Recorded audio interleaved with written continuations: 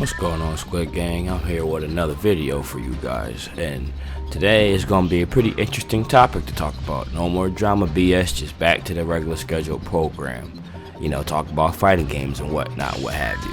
But I also want to say that I know I've been doing a lot of commentary videos and a lot of like work with KERMILLION-esque videos, although I haven't been naming them that for some of them.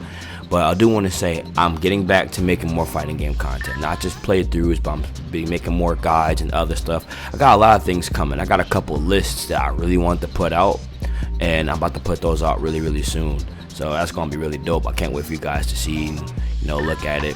And also I'm starting a new series called Fighting Profiles, where I cover interesting legends and interesting players, legends, you know, influencers in the FTC space from all walks of life, from back then to the present, you know, lots of things. So I'm working on that slowly but surely. Now I got a PC, I got more time to do these things. But anyway, so I'll let you know, to give you a little update before I get to the meat and potatoes of this video.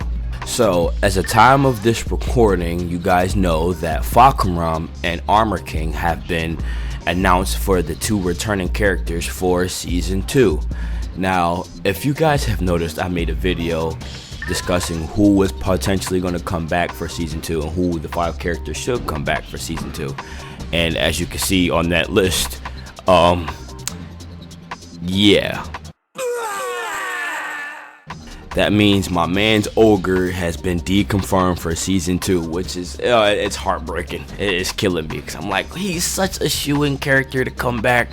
I don't understand why don't you just bring him back. Like, I'm not complaining about FAHKUMRAM and Armor King. Like, those are shoo-in entries, and I'm not mad about that. My only concern is I hope that FAHKUMRAM is not as busted as he was when he came out in Tekken 7.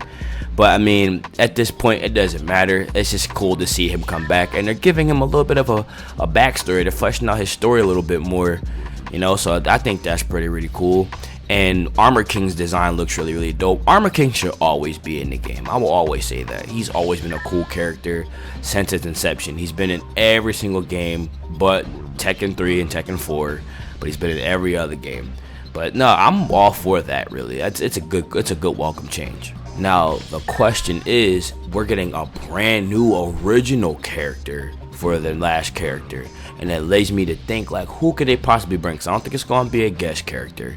It'll have to be someone totally original. But if I had to, like, give an idea or, like, a wish list, not a wish list, but, like, a hope that they'll bring another male Kazama character other than Jin.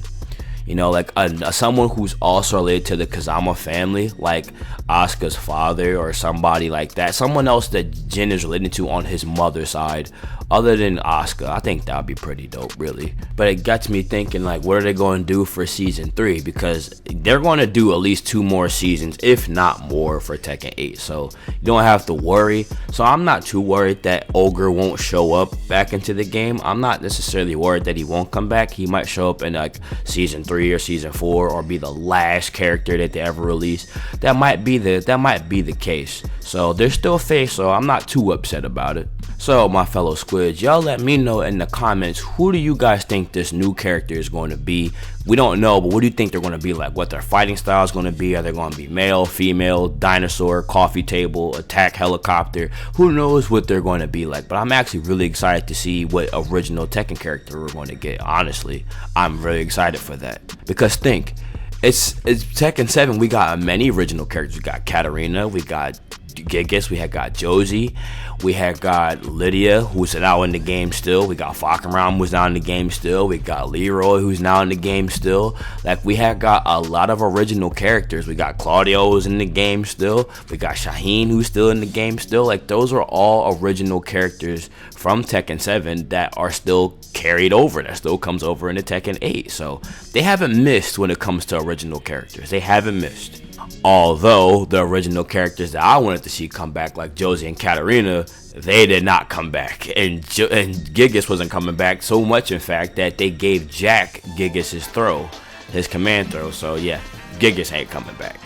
But speaking of seasons, so far with the recent patches that have come out to fix the issues that was the release of Season 2 has been pretty good. These defensive patches they've been releasing here and there has been really good, and I'm welcome it, really. I'm happy they finally decided to do that. They should have did that in the beginning, but hey, at least it shows that Namco was trying to listen, which I keep telling people that yeah, when they release something bad, they do something bad, they will try their best to fix it. They will do that. And that's not me shilling, they just have shown that when they put something out there as an experiment and it comes out as a bad product or it's received poorly and horribly, they'll try their best to fix it, and they have. Now look at the movement now. You can sidestep things more. Like, moves have become a lot more linear. They're slowly but surely nerfing heat and heat burst, which is a really, really good change. The people's health got upgraded, so the combos don't feel like it's two combos and you die. So like, it's going in the right direction, and it can only go up from here. So I'm welcoming all the new changes, and I can't wait to see the other changes that they bring going forward with more seasons. Because there's going to be another patch come June. You know, there's going to be a patch when FAHKUMRAM drops and when Armor King drops, clear. But there's going to be another patch in June. I don't know what date. I'll put it up on the screen if I can find it right now as I'm recording this. But they're doing another patch in June, so it's probably going to be another big or pretty medium patch to fix more things. But even with all those fixes, you're still going to have people complaining about how Tekken is ruined. Like, they even added a win streak bonus. Like, they fixed it, because before, when Season 2 dropped, ranked was super grueling, where the minute you ranked up, you would get demoted the very next game, which I really wasn't with that. I said they should have took the Tekken 7 approach, where you lose the same amount of points as you gain. I'm fine with that, but when you get a new promotion, they should put you at the middle, just like they did in Tekken 7. So they kind of fixed that, and they give you some extra points as you get promoted, so you don't immediately get put into a demotion match. That's a welcome change. But one of the big things that they changed was that the win streak bonus was originally only applied to ranks from like lower all the way to like red rank, is when you get the win streak bonus. That's what they did when the beginning of Season 2 when they released it. But now the win streak bonus, I feel like, but it seems like it applies all the way up into blue ranks, because the YouTuber and Tekken content creator IMOP made an entirely new tag, and from the ground up he got to Raijin in just 14 games. 14. Think about that, and he didn't lose one game. That's ridiculous how much points you get for a 14-game win streak from beginner all the way to Raijin. That's nuts. And I'm not against it, because it does incentivize you to have to win more, and it does reward you for getting win streaks, which people were saying since the game came out that there should be bigger win streak bonuses for you should get more points for being on the win streak, because it is impressive. On my one account, before I stopped playing on it almost a year and a half ago, I was on like a 46 game win streak, and I can only imagine if that were to apply to today, what rank that account would be if I were to do that. It's insane to think about though. But it is a very welcome change. It does incentivize people to want to play ranked more. The game is slowly but surely being better, and people are still going to complain, you know, no matter what happens. Even if the game's going in a good direction, people are still going to complain. You kind of can't avoid that. You can't make a perfect game. There's always going to be some people that don't like what they put out, and that's okay. But a lot of people are just complaining because they seen Ulsan playing in ranked, and he used Dragunov, I think it's quarter circle 4-3. And you know the move in Season 2, that was a terror that everyone hated. But now that the plus on block mid, that was a heat engager that hit grounded, yeah, they nerfed it where it doesn't hit grounded, and they made it more linear. And you see Ulsan get his move crushed by Jun, and then you see him get mad about that. And people are like, oh my god, they should stop having mids be crushed so easily. They should stop having mid crush with other mids crushing mids. And it's like, everybody complained about that move originally, and then when they give you what you want, it's still a problem. Like, you can't really please everybody. That's what I come to realize. You just can't please them all. You can't win them all. But R.I.P. my man Ogre for Season 2. But let's hope he comes back in Season 3. Let's hope my girl Kazumi comes back in Season 3. Let's hope Michelle. Let's hope Bruce. Let's hope a lot of these classic characters finally get a chance to come back and be re-represented and redesigned all over again. Let's hope they come back in these other seasons.